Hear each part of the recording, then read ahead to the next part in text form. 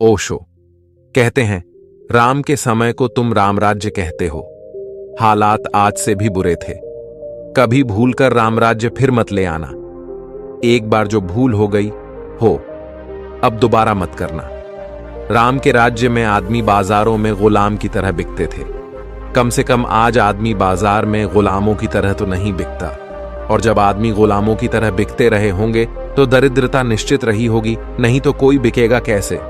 किस लिए बिकेगा? दीन और दरिद्र ही बिकते होंगे। कोई अमीर तो बाजारों में बिकने ना जाएंगे। कोई टाटा, बिद्दधला, डालमिया तो बाजारों में बिकेंगे नहीं। स्त्रियां बाजारों में बिकती थीं। वे स्त्रियां गरीबों की स्त्रियां ही होंगी, उनकी ही बेटियां होंगी। कोई सीता तो बाजार में नहीं बिकती थी, उसका तो स्वयंवर होता था। तो किनकी बच्चियां बिकती थीं बाजारों में? और हालात निश्चित ही भयंकर रहे होंगे, क्योंकि बाजारों में ये बिकती स्त्रियां और लोग आदमी और औरतें दोनों, विशेषकर स्त्रियां राजा तो खरीदते ही खरीदते थे, धनपति तो खरीदते ही खरीदते थे।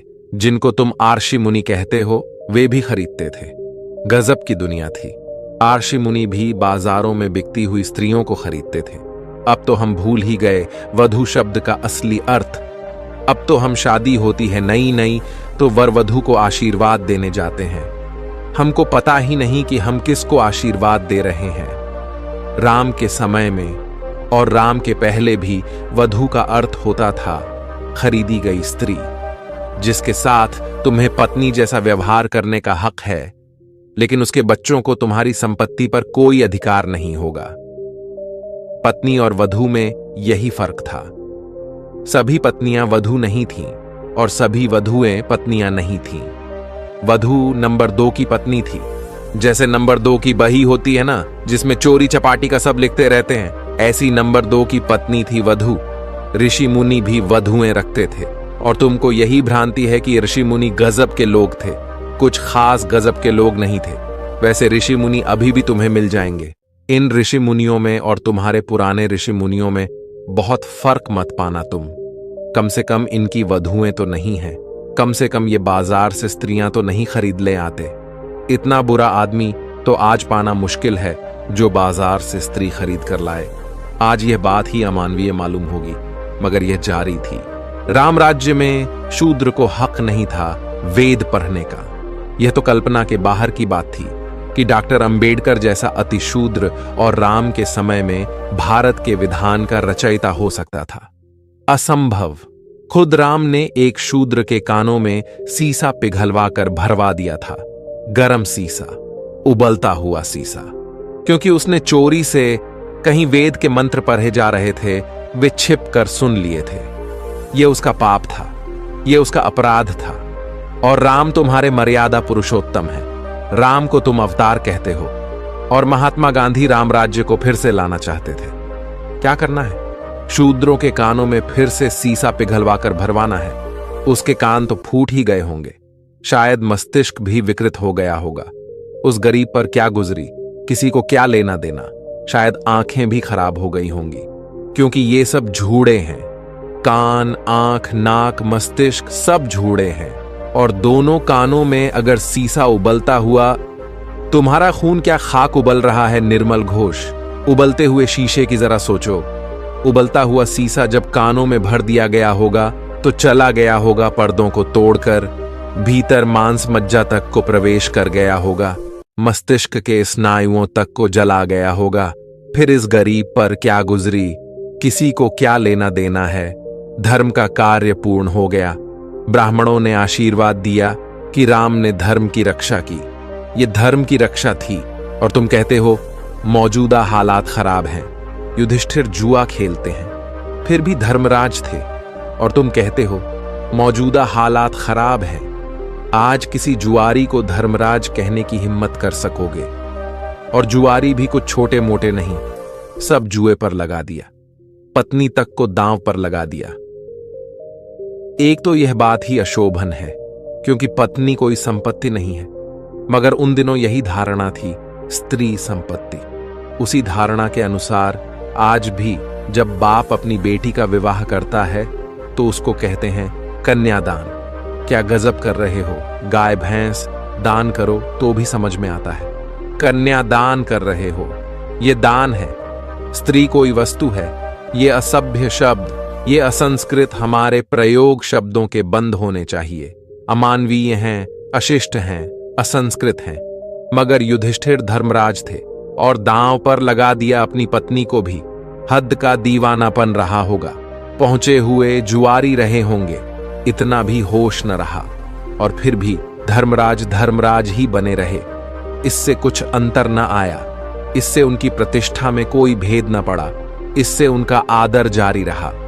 भीष्म पितामह को ब्रह्मज्ञानी समझा जाता था, मगर ब्रह्मज्ञानी कौरवों की तरफ से युद्ध लड़ रहे थे।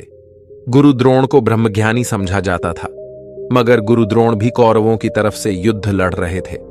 अगर कौरव अधार्मिक थे, दुष्ट थे, तो कम से कम भीष्म में इतनी हिम्मत तो होनी चाहिए थी। और बाल ब्रह्मचारी थे और इतनी भी हिम्मत नहीं, तो खाक ब्रह्मचर्य था यह। किस लोलुपता के कारण गलत लोगों का साथ दे रहे थे। और द्रोण तो गुरु थे अर्जुन के भी, और अर्जुन को बहुत चाहा भी था। लेकिन धन तो कौरवों के पास था, पद कौरवों के पास था, प्रतिष्ठा कौरवों के पास थी। संभावना भी यही थी कि वही जीतेंगे। राज्य उनका था। पांडव तो भिखारी हो गए थे। इंच भर जमीन भी कौरव देने को राजी नहीं थे। और कसूर कुछ कौरवों का हो, ऐसा समझ में आता नहीं। जब तुम्ही दांव पर लगाकर सब हार गए, तो मांगते किस मुंह से थे? मांगने की बात ही गलत थी। जब हार गए तो हार गए, खुद ही हार गए। अब मांगना क्या है? लेकिन गुरु द्रोण भी अर्जुन के साथ खड़े न हुए। खड़े हुए उनके साथ जो गलत थे। यही गुरु द्रोण एकलव्य का अंगूठा कटवा कर आ गए थे अर्जुन के हित में, क्योंकि तब संभावना थी कि अर्जुन सम्राट बनेगा। तब इन्होंने एकलव्य को इनकार कर दिया था शिक्षा देने से। क्यों? क्योंकि शूद्र था। और तुम कहते हो मौजूदा हालात बिल्कुल पसंद नहीं। निर्मल घोष, एकलव्य को मौजूदा हालात उस समय के पसंद पड़े होंगे। उस गरीब का कसूर क्या था? अगर उसने मांग की थी, प्रार्थना की थी कि मुझे भी स्वीकार कर लो शिष्य की भांति, मुझे भी सीखने का अवसर दे दो। लेकिन नहीं, शूद्र को कैसे सीखने का अवसर दिया जा सकता है? मगर एकलव्य अनूठा युवक रहा होगा। अनूठा इसलिए कहता हूं कि उसका खून नहीं खौला। खून खौलता तो साधारण युवक, 2 कौड़ी का। सभी युवकों का खौलता है, इसमें कुछ खास बात नहीं। उसका खून नहीं खौला। शांत मन से उसने इसको स्वीकार कर लिया। एकांत जंगल में जाकर गुरु द्रोण की प्रतिमा बना ली और उसी प्रतिमा के सामने शर संधान करता रहा। उसी के सामने धनुर्विद्या का अभ्यास करता रहा। अद्भुत युवक था। उस गुरु के सामने धनुर्विद्या का अभ्यास करता रहा जिसने उसे शूद्र के कारण इनकार कर दिया था। अपमान न लिया। अहंकार पर चोट तो लगी होगी, लेकिन शांति से, समता से पी गया। धीरे धीरे खबर फैलनी शुरू हो गई कि वह बड़ा निष्णात हो गया है। तो गुरु द्रोण को बेचैनी हुई, क्योंकि बेचैनी यह थी कि खबरें आने लगीं कि अर्जुन उसके मुकाबले कुछ भी नहीं और अर्जुन पर ही सारा दांव था। अगर अर्जुन सम्राट बने और सारे जगत में सबसे बड़ा धनुर्धर बने, तो उसी के साथ गुरु द्रोण की भी प्रतिष्ठा होगी। उनका शिष्य, उनका शागिर्द ऊंचाई पर पहुंच जाए तो गुरु भी ऊंचाई पर पहुंच जाएगा। उनका सारा का सारा न्यस्त स्वार्थ अर्जुन में था, और एकलव्य अगर आगे निकल जाए तो बड़ी बेचैनी की बात थी। तो ये बेशर्म आदमी जिसको कि ब्रह्मज्ञानी कहा जाता है, ये गुरु द्रोण जिसने इनकार कर दिया था एकलव्य को शिक्षा देने से, ये उससे दक्षिणा लेने पहुंच गया। शिक्षा देने से इनकार करने वाला गुरु जिसने दीक्षा ही न दी, वह दक्षिणा लेने पहुंच गया। हालात बड़े अजीब रहे होंगे। शर्म भी कोई चीज होती है, इज्जत भी कोई बात होती है, आदमी की नाक भी होती है। ये गुरु द्रोण तो बिल्कुल नाक कटे आदमी रहे होंगे। किस मुंह से जिसको दुत्कार दिया था उससे जाकर दक्षिणा लेने पहुंच गए। और फिर भी मैं कहता हूं, एकलव्य अद्भुत युवक था, दक्षिणा देने को राजी हो गया। उस गुरु को जिसने दीक्षा ही नहीं दी कभी। ये जरा सोचो तो, उस गुरु को जिसने दुत्कार दिया था और कहा कि तू शूद्र है, हम शूद्र को शिष्य की तरह स्वीकार नहीं कर सकते। बद्धा मजा है। जिस शूद्र को शिष्य की तरह स्वीकार नहीं कर सकते, उस शूद्र की भी दक्षिणा स्वीकार कर सकते हो। मगर उसमें षड्यंत्र था, चालबाजी थी। उसने चरणों पर गिरकर कहा, आप जो कहें, मैं तो गरीब हूं, मेरे पास कुछ है नहीं देने को। मगर जो आप कहें, जो मेरे पास हो, तो मैं देने को राजी हूं, यूं प्राण भी देने को राजी हूं। तो क्या मांगा? मांगा कि अपने दाएं हाथ का अंगूठा काटकर मुझे दे दे। जालसाजी की भी कोई सीमा होती है, अमानवीयता की भी कोई सीमा होती है, कपट की, कूटनीति की भी कोई सीमा होती है। और यह ब्रह्मज्ञानी उस गरीब एकलव्य से अंगूठा मांग लिया, और अद्भुत युवक रहा होगा, निर्मल घोष दे दिया उसने अपना अंगूठा। तत्क्षण काटकर अपना अंगूठा दे दिया, जानते हुए कि दाएं हाथ का अंगूठा कट जाने का अर्थ है कि मेरी धनुर्विद्या समाप्त हो गई। अब मेरा कोई भविष्य नहीं। इस आदमी ने सारा भविष्य ले लिया, शिक्षा दी नहीं, और दक्षिणा में जो मैंने अपने आप सीखा था उस सब को विनिष्ट कर दिया। और इससे आगे क्या बोलूं? अब तो तुम समझ ही गए हो गए कि राम राज्य कैसा था, और अब तुम राम राज्य के बारे में सोचोगे भी नहीं। नमो बुद्ध।